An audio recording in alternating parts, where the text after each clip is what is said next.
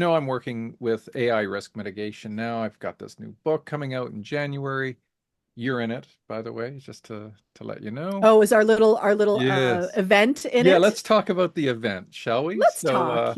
how much Yes. background information do we tell people? A couple of I think, guys. Go ahead. yeah, a couple of guys.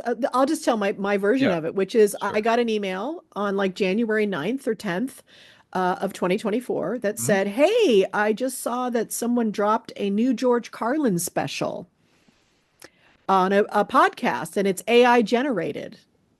And I'm like, "What? Yeah, I bet. Excuse me?"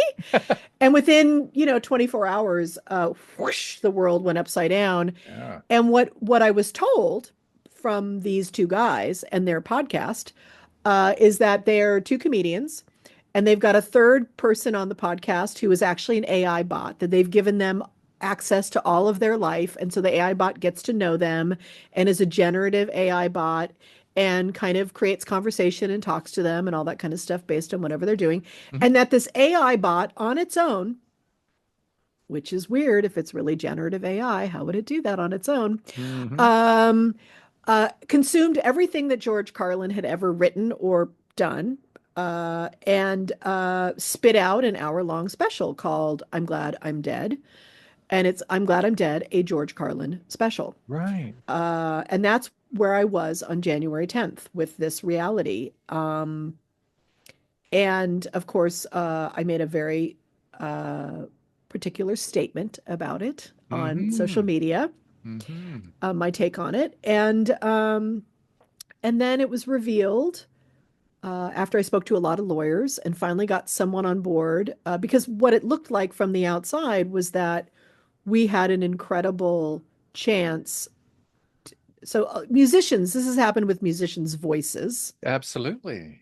and other celebrities' voices, but no one has, not really did someone say, "Oh, I'm going to take the style of someone Mhm. and the cadence and the worldview of someone and create a new thing, a product from it." And so this was very confusing and very like, holy shit, can this really happen? Right. And we knew that we would be the tip of the spear from a legal point of view of not letting this be okay.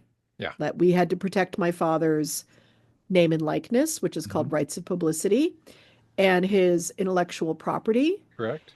and his future value of his intellectual property, which would be watered down by anything that was not built by him, made by him. Because in the future, AI will be scraping content from the internet and they would Mhm. assume that it is him, Right. Right. which would completely water down and everything because then it's becomes part of the thing, even if we used AI to generate something of George Carlin's. So anyway, so we knew we had a case. So we created, got an amazing legal team who wanted to go all the way to the Supreme Court. Like Oh, they they were like did. ready, like Interesting. they were really on pro bono, wanted to do this, wanted to change the law because they knew that we needed to change, that we need to get some real guardrails up with this Get a stuff. precedent if possible. Get a precedent, exactly. And then the minute we served the lawsuit to the gentleman, should I even call them gentlemen? I do not know.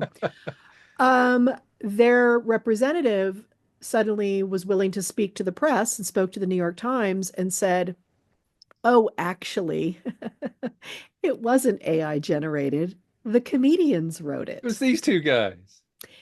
which I have to say, Christopher, is more egregious. Yeah, it is.